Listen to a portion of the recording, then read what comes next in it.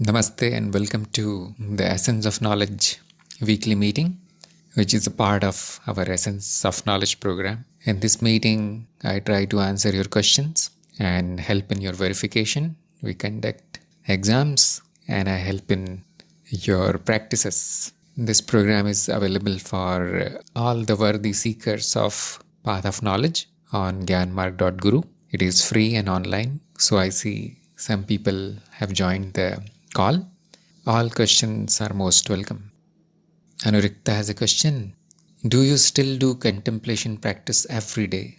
I get so bored when I contemplate. Maybe it's due to lazy intellect. Yes, I do contemplation every day, actually, 24/7. The activity is going on, mental activity. But my contemplation is not about verification because I've done that many times already. My contemplation is how to do my work, the service, in a better way. What more needs to be done? And I keep getting probably 50 messages per day from different seekers, not only on Path of Knowledge. There is a secret program going on behind the curtains where everybody is welcome from all the paths. I need to contemplate about their questions, about the problems they are facing, how to guide them, because many are asking for directions. So my contemplation is a little bit different than somebody who is just starting on the path of knowledge. This is what I do whole day. If you are getting bored, that there can be two reasons. First reason is obvious that there is nothing to verify. Now, you verified the teachings once, twice, and you are happy with it. By happy, I mean you are satisfied with it. So there is no need to verify it again. How many times can you verify that the experiencer has no form or shape? Once. It is clear as daylight, crystal clear. Once is enough. If you want to verify it again, it will be boring, obviously, yes.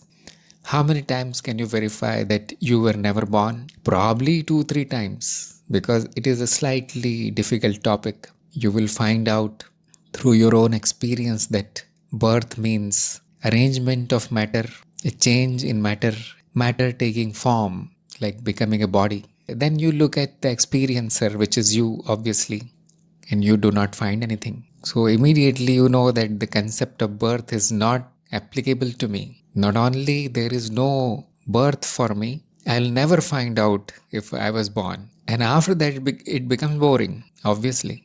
So this can be the first reason that the contemplation seems to be not interesting. There is second reason, like you said, lazy intellect. How to find out if it is due to lazy intellect? Your questions will remain unanswered. If the intellect is lazy, it does not want to do the hard work of searching for the evidence in the direct experience and applying the logic, then the question will remain unanswered. For example, if I am born or not, I am too lazy to find out. And so this doubt will always be there. So that is one way to find out. Is it done? That is why it is boring. Or the intellect doesn't want to do it. That's why it's boring. Search. What is the reason? I have seen that once or twice is enough. 1 day or 2 days, 3 days are enough to verify the whole essential knowledge. It should not take more than that. Still, we have given 1 month for verification because I know newcomers, they face some problems. They have questions and doubts. And then we included this as practice because I've found out that many people do not want to contemplate or they don't know how to contemplate. They don't know how to look for evidence. So that is why it is there. But if you are not looking for evidence, you are happy with the evidence, there is no need to repeat the same contemplation again. So it won't remain boring. And you can explore other topics to contemplate. Find out what you like, what is interesting for you. Sit down 5 minutes, 10 minutes every day. Contemplate on that interesting topic. It can be worldly, no problem. It can be about science or tantra or something else, your personal favorite topics. But yes, one rule is there for contemplation that if it is not a pleasure, if it looks like a forced practice, then you should not do it. You should enjoy exploring topics in your mind. Then it becomes a good practice, fruitful, meaningful practice. Bhupen is saying, shall I have to find out exclusive time for contemplation, or it will be enough if I contemplate my daily topics while doing my day-to-day works? While I do contemplate, I get answer soon and I don't get any idea to going deep in it. Would you like to kindly guide me? Yes, you can contemplate while doing your regular jobs. For example, if you're driving, the intellect is free mostly. You can think about some topic, think about unanswered questions. Or if you're cooking, cleaning, where the intellect is of no use, while doing these actions, contemplation is okay. If you get the answer soon, it's perfectly okay. Just like I said, since it is your own direct experience and it is about the essential knowledge, not something worldly where you need to go somewhere and find out something. It is right now, right here. All the answers are right now, right here in the context of path of knowledge. You will get the answer soon, yes. And if you get the answer, there is no need to go deeper in it. No need to go deep. You can challenge yourself in finding answers to more difficult questions. However, once you get the essential knowledge, no question remains difficult. That is another thing. So yes, contemplation becomes complete when the answer comes before the question. It is very strange that the person starts speaking the question and the answer starts appearing in the mind. That is how the essential knowledge is. So what we are doing is we are trying to make everybody this fast or this efficient that as soon as the question or doubt is there, the answer appears and it is normally one line only, 2 lines. Contemplation is not long, boring, repetitive job. No, instant answers. So you are witnessing this directly now. No matter what is the question, instantly you get the answer. No need to go deep in it. Just enjoy your free time. Or you can challenge yourself with more difficult questions. Those who need questions for contemplation, Gunig is sending everyday questions, but probably many of you can answer it in 2 minutes. If you need more questions, then there is knowledge quiz on the website where we have, I think, 500-600 questions in English. So all the arrangement has been made if you want to explore this kind of practice of contemplation. Otherwise, my suggestion is to do it only if you enjoy it, just like I said now. It should not be forced. You should not think like this that I am contemplating since 2 minutes, 5 minutes. All the answers are here. But Guruji told me to contemplate half an hour, 1 hour. No, there is no need. Purpose is to remain in the habit of contemplation, not let the intellect become lazy. The purpose is not to sit forcefully for 1 hour and contemplate on some boring topic. That is not the purpose. Then I sing, please guide me towards the process of preparing myself for verification exam. How shall I take it forward? I get confused and hence lack motivation, though I want to attempt it so much. How do we verify whether we have arrived at correct answer after contemplation? So there are 2 questions here. First thing, I want to make it clear that the exam is optional. I think the whole program is optional. You can drop out anytime. If you are getting confused, if there is no motivation, if there is no inner will to do it, then don't do it. That is my suggestion. However, the program will end for you. But if you are happy with the knowledge that you got in the program, that is all we need. We don't need more than that. That is complete knowledge. If you want to attempt it, but there is no inner will in you, there can be one reason that the knowledge has not happened. This is the major reason that people are afraid of exam. The main reason is that they did not understand a lot of the content, listening phase. So how to prepare? First, make sure that you understood everything. That is why it is called verification step. You need to verify it. Is it true for you? I'm not saying that you need to verify each and every sentence that was told in the 20 videos. No, just the important part. You can see the videos again and you will see that the first 10 videos are simply introduction to the path of knowledge. Probably in first 10 videos, the most difficult video is number 10, where I describe unknowing or agnostic position. Probably that is the most difficult. Why there cannot be any knowledge, finally. Why nothing can be known. Why there is nothing to know. So after doing the next 10 videos, you will come to know. And these videos are most important, especially of self-realization and oneness. There is nothing much about illusion in our program now. Simply knowing that it is an illusion is final. So what remains is what is me and what is this whole existence. These two topics are most important and they need to be verified. There are some minor things that you need to verify is the criteria for truth. Is it simply made up? It is imaginary? Or is it logical? Find out. And the second thing that is of importance is means of knowledge. Are the two means of knowledge that we are considering really good, or they also can give you ignorance? Find out. Once this verification is done of the important topics, you can say that you are prepared for the exam. Now you can answer questions. And to practice the answering, you can attempt the knowledge quiz. Knowledge quiz, I don't know whether you know it or not, but I'll send you the link. This is the knowledge quiz. If you get the answers correct, more than 50% of the time, you can appear in exam. If you get your answers incorrect often, that means there is some problem in knowledge itself. You don't have the knowledge. So go back and listen again whatever you missed if your answers are incorrect. So this is one way to prepare. Second, I already told you, you can talk to Neelam.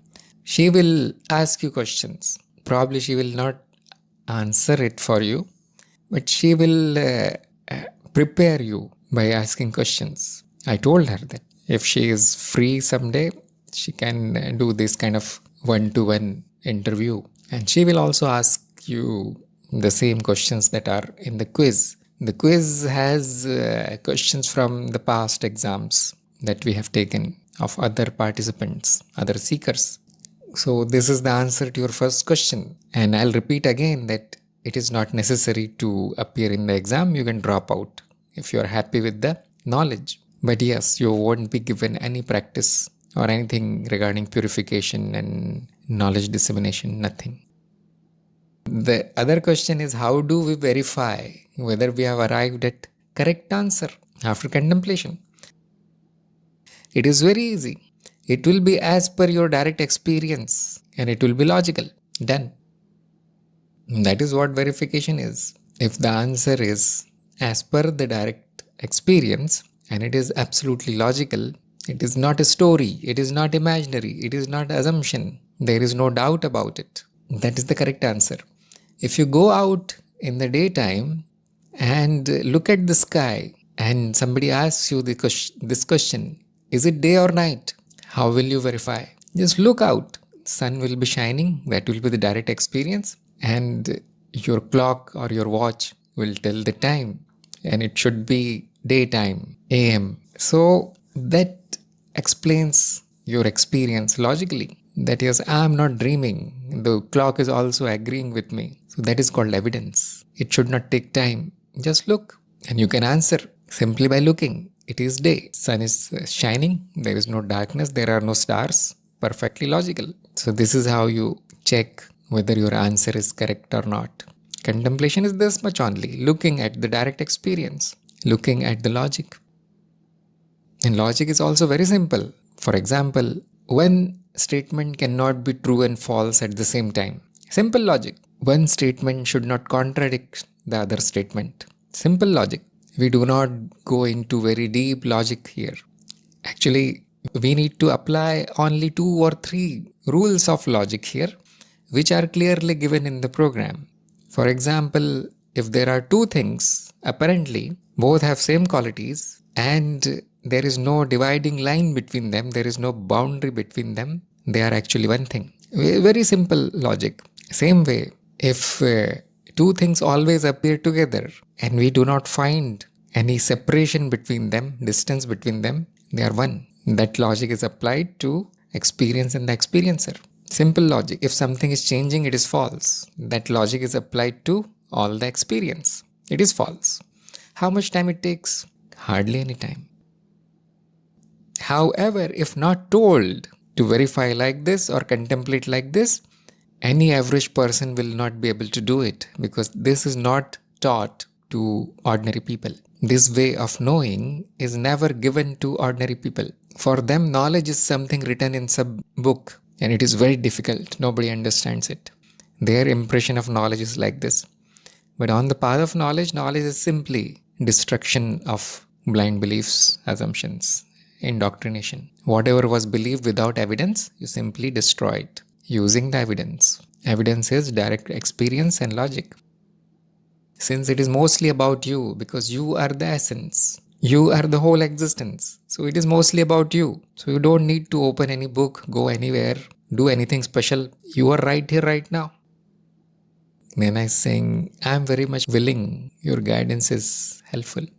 Yes, that was the third point I am coming to. That even after you're trying to verify, the doubt remains whether my answer was correct or not, or how to verify this thing, how to contemplate on this thing. Then you need to come in weekly meetings and ask your question. That I wanted to find out what is my essence, but I'm not sure how to find it out. Ask for help in the weekly meeting because that is the purpose of weekly meeting. I do not give any lectures here. I do not say anything new which you have not already heard in your 20 lessons. Nothing new is given.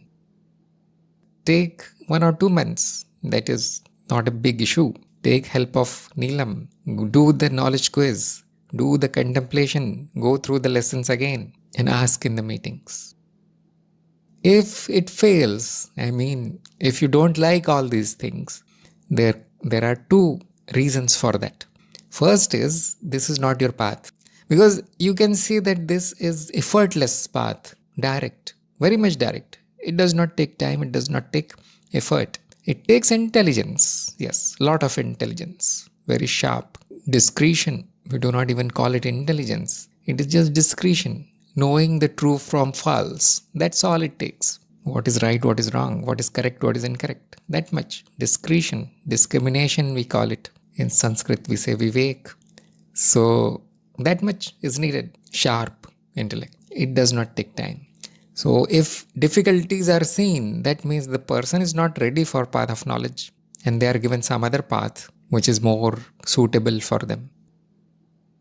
And the second reason is there can be some impurity. Like you must have seen some examples of impurities in our weekly meetings. They are always there. They are there in everybody. So the teacher will guide you. If the impurity is found, the teacher will ask you to remove it. And that can take time. That can take sometimes many years. This can happen when the mind says that yes, my path is path of knowledge. But there are no outcomes. There are no fruits. There is no success. And that is a hint that there is impurity there. Or in technical words, we say, mind is resisting. It stops thinking exactly when there is a question in front of you. Or suddenly there is headache. Suddenly you start feeling asleep. Or you get so much confused. You change the meanings of the words, etc., etc. These are the symptoms of resistance of the mind, impurities. If this is seen, we immediately stop the program and we do the necessary, whatever is needed. Usually we cannot do much except waiting. So my suggestion is go through this effort. Although it is not effortful, but I've given you the suggestions. It looks like effort. And if it fails, try to search for the impurity. Try to look at what the mind does. And if after doing everything, the result is ignorance, no light, we simply leave the path. Find out something which is more according to this instrument, mind-body instrument. Because everybody is not made for the path of knowledge. This path is not suitable for each and everybody. Actually, it is suitable for probably 1% of the seekers. Mostly they go in devotion, majority of them. Some of them they go in the path of energy because that is fancy thing, isn't it? Some will go in occult and all, which is very difficult, but still that is attractive. And a few, probably 2%, 3%, take the yogic path, discipline of mind. Because that is also nobody likes it, isn't it? Path of knowledge, hardly anybody comes here. It is the least popular, although it is the fastest and direct. We are trying to make it easy, accessible, like it is done in the Essence of Knowledge program. Otherwise, the traditional method is to learn Sanskrit for 10 years and do the service in some ashram for next 10 years. And then if the guru is in a good mood, he will tell you something about the Atman, Brahman, Maya. it is difficult. It was made difficult. But now is the time to make it accessible to everybody. That is what is done in the Essence of Knowledge program. You sit at home, you listen, it's very easy now. So still there are filters. I make sure that worthy person comes in and worthy person gets the knowledge. That much I make sure. But sometimes, yes, there can be issues in knowing. Although it is also simple, the issue is something else, not the path of knowledge, not the knowledge itself. The issue is the seeker itself, himself or herself. For that, there is nothing in path of knowledge. They need to be sent to other path for training. Anurikta is saying, I wasn't able to find the answers of this question. How can it be visibly shown that I am the existence? How can it be visibly shown? Probably by visibly, you mean a direct experience.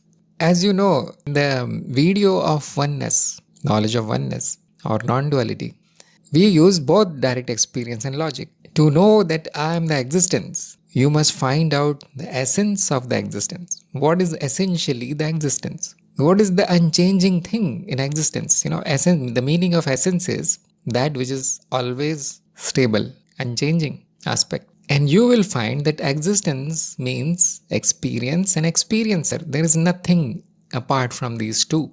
Either you will find experience or you will find experiencer. There is no third. Which one is not changing? Obviously, the experiencer. It is very easy. You can see it in front of you right now. Which aspect of the existence is unchanging? It is very clear that experiencer is the one that is unchanging. While each and every experience comes and goes on the screen of the experiencer. In the existence, there is nothing else.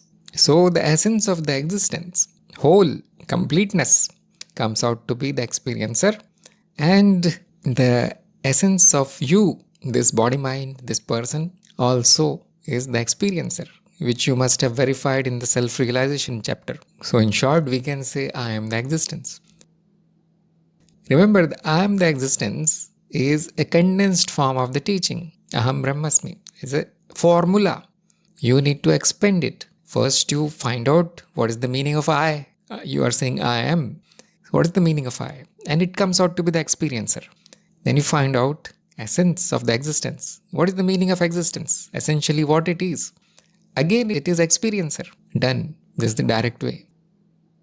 If by visibly showing you mean an experience of some kind, that show me an experience which establishes that I am the existence, it will never happen. Because if you are looking at an experience, it will be changing illusion, not the existence. It won't be you, it won't be existence, essentially. Although it is a part of the existence, names and forms, changing forms, they are existence, yes. But that is not the true nature. You cannot say that changing names and forms, that part is me. You cannot say like this. You can only say that the essence is me. Essence of the existence is my essence, which means I am the existence. So hopefully it is clear. The point is, I am not a special kind of experience which the existence is. Open your eyes and look at your surroundings. What do you see? Whatever you see is existence itself. You are that. If you want to visibly see what I am, just simply open your eyes. Whatever you're looking at is you only. How is that possible? Try to know the essence of what you are what existence is, then everything will be seen as my forms. You will never see something which shows you that I am the existence, because everything shows you that you are the existence. Everything, not a special one object, one experience. If it is like this, that means it will be an event. It will come, happen, and it will go away. That means it was not the essential thing. It was not the essence. You will always remain, existence will always remain, and that is what you are. Secondly, there is another way to see that right now there is experience of any kind, and right now there is the experiencer. Now try to find out how far away is the experience. Probably you must have done this already. And how much time gap is there? How much time difference is there between the experience and the experiencer? And can the experience remain independently of the experiencer? Can the experiencer be known independently of the experience? And you will see no. The answers are no. That means what you are visibly seeing is oneness. Actually, it is oneness you are looking at. Ignorance makes it two. I am here, everything else is there. That is ignorance. The scene in front of you is of oneness already. The ignorance says it is not one. That is the problem, isn't it? Now when you say show me, you need to drop the ignorance. Whatever you are seeing is already oneness. It will not be a different kind of scene. It will not be a different kind of experience of oneness. It is already of oneness. Drop the ignorance. To drop the ignorance, we check it like this. Is there any distance between experience and experience? Is there any gap? Are they always together, or they are separate independently? They are known independently of each other? You ask, you check, and you will always get negative answers. That means my ignorance is dropped. My assumptions that it is not one gets destroyed. That is what will happen. Whatever is front of you right now, right here is oneness. We call it experiencing actually. There is no separate experience. There is no separate experiencer. The current situation is simply experiencing. Dynamic presence is there. That is oneness. It is not a special experience. Remember, it is always oneness, no matter what experience is there, no matter which state it is of the mind. There is another way. Try to find out where I end and the experience begins. What is the boundary between the experience and the experiencer? Hopefully you know who you are.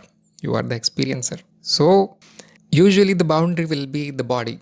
I am limited up to the body, and the rest of the experience, the world starts after the body. That is the ignorant point of view. As soon as you know I am not the body, the boundary will shift to the mind that this thinking thing is me, but the body is separate. Yes, it changes. The world is obviously a different experience. But once you know that the mind is also not me, the thoughts and feelings, emotions, desires, they are experiences. They are happening outside me. Where is the boundary then? So actually it was not there. It was our ignorance that we thought there is a boundary between the external things and me, which is inside somewhere. There is no inside. There is no outside. It just is. There is isness. There is simply being. Now these boundaries, separations, all are a result of ignorance. It is mind created. It is an illusion. All these things are actually given in your program. Hopefully they are there.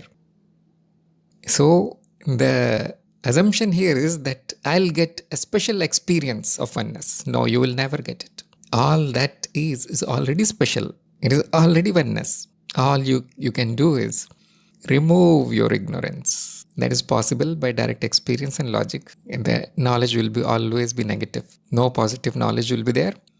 There will be negative knowledge. That whatever I thought is not true. Then what remains is oneness.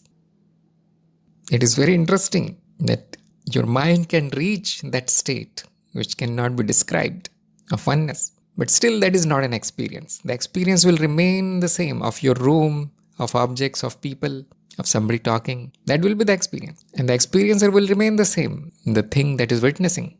But the mind can reach that state of experiencing. You can call it samadhi, you can call it state of oneness. And it remains there for few seconds. It comes back in duality, which is the natural state of the mind. Duality is the natural state of the mind, that I am separate, everything else is separate.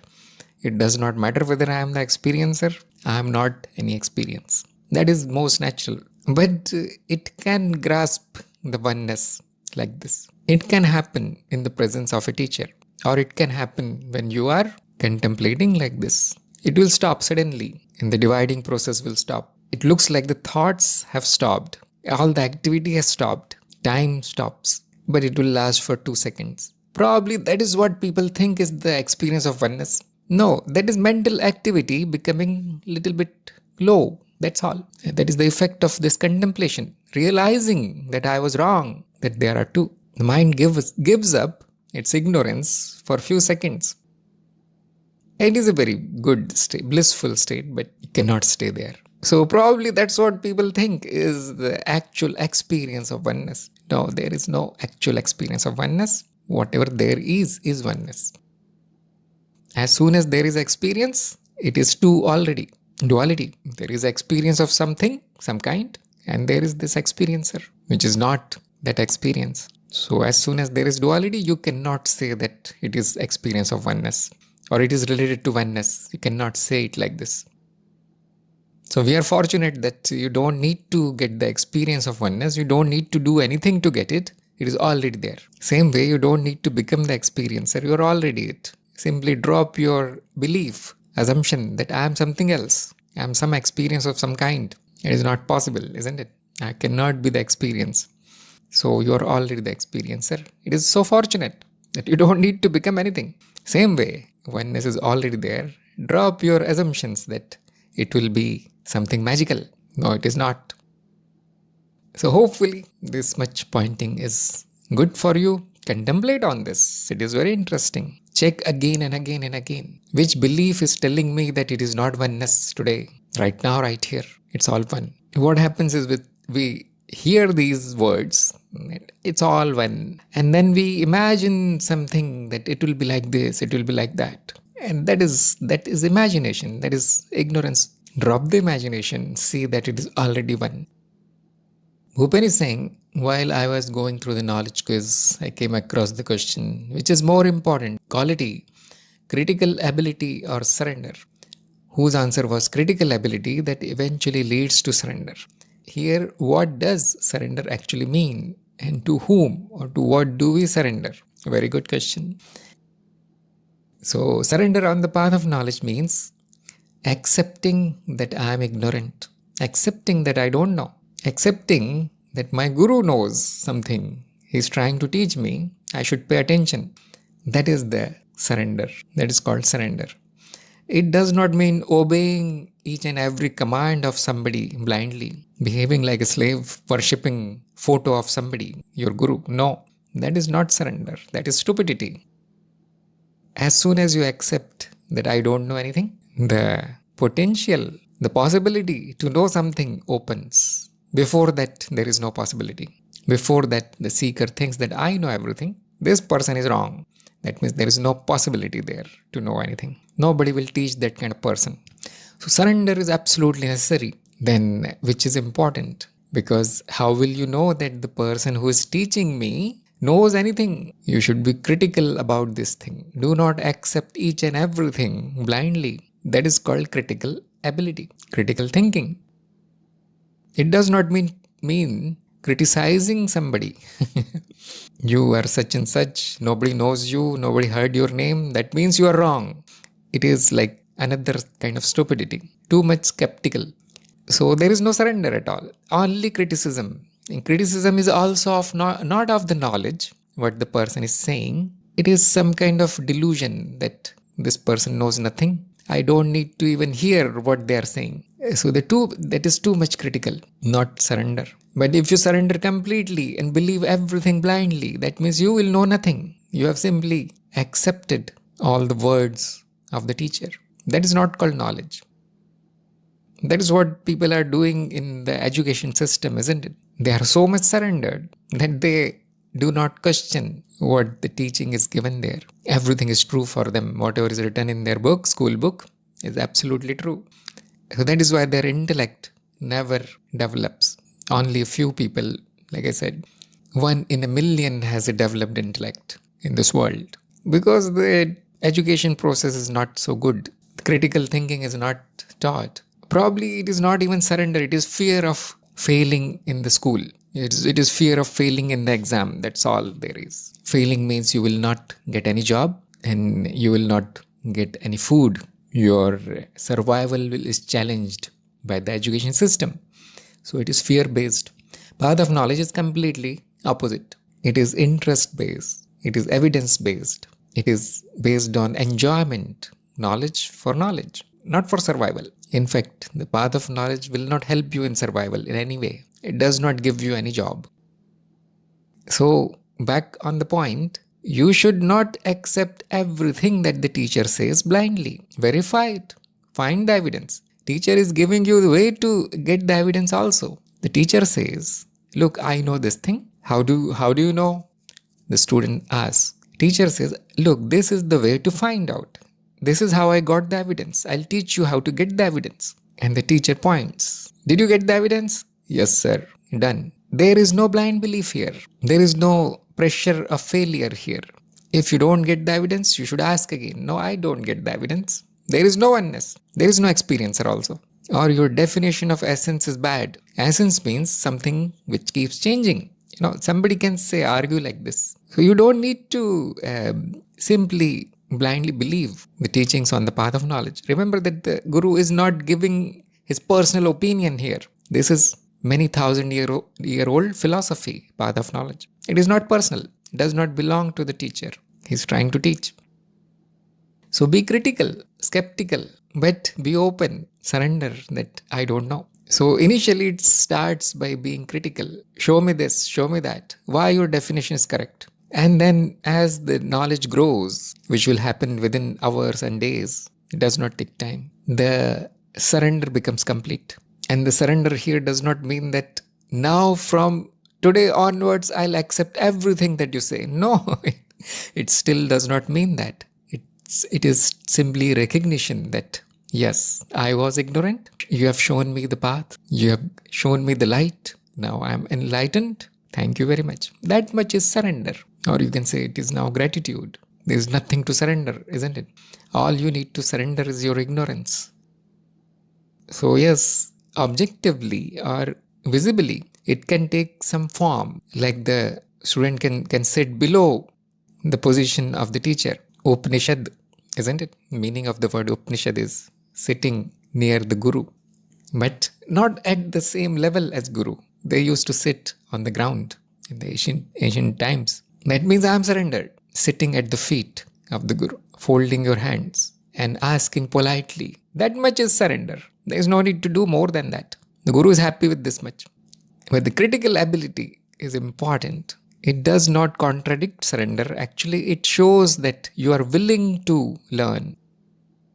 If somebody comes and says, I am very happy with what you teach. Whatever you say is perfectly right. And you ask that person a question and he cannot answer anything. So the Guru says, how do you know that whatever I teach is right, is true? I believe you I believe whatever you say. You are the great teacher. People have told me. Now there is no critical ability here. That means the Guru will now kick that fellow out of the ashram. He is not worthy. There is no possibility of learning anything here. That's why it is given as a quality of the seeker. Critical ability. The meaning of critical ability is believe only if there is an evidence. Still believing that I'll get the evidence here. If you don't get the evidence there, find somebody else. Very easy. So hopefully it is clear. Start with being critical. Learn, ask politely. And as you learn, you will develop the surrender. And actually this is the best kind of relation that is present in this universe. The Guru and disciple relation. Because it is everlasting. Your all other relations are selfish in nature. They are temporary for the livelihood, for survival. People get into relations for happiness, for joy. But the Guru and disciple, they are bound at the highest level. That is the real meaning of unconditional relation. When nobody gets anything from anybody, still they are just like in love. So it continues forever. They fully know that there is no Guru and there is no disciple. They are all one. They are one divine existence. Still their relation continues, fully knowing like this. It never stops, never breaks. Develop these qualities, yes. Both the qualities are necessary. Balance in these qualities are necessary. And the teachers like these kind of people, these kind of seekers. Not blind believers and not blind disbelievers. Curious people are suitable for the path of knowledge. Anurakta is saying, I think yin and yang also symbol of experience and experiencer. One is not without the another. Probably yes, probably they are. However, they represent many things. First thing they represent is duality, good and bad, dark and light, true and false, like this. So why not experience and experiencer? Because they are also duality. One is not the other. They are mutually exclusive. So there are many interpretations of that symbol, and whatever I know is that it represents duality of any kind, happiness, sadness, and good and evil, like this. And there are dots between the two parts which are of opposite color, and that also shows something, that there is always something good in the bad, and there is always something bad in the good. It is not black and white totally. So that is one interpretation, but probably somebody who knows that path will be able to describe it more. However, both the duality is enclosed in one circle. That means the duality is happening in non-duality. That is another meaning. Otherwise, they could have shown the two parts separately, one on the left, one on the right. But no, it is inside a circle. Circle is also zero. That means the one which is actually zero is divided into two, taking mutually opposite but apparent qualities. So very beautiful representation of what is actually whole existence is like this.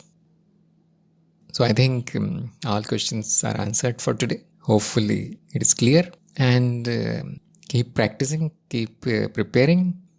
Write down your questions that you get during contemplation which are not solved, doubts, and you can ask them in meetings. That is why I come here every week. I'll see you in the next meeting. Thank you everybody for attending. Namaste.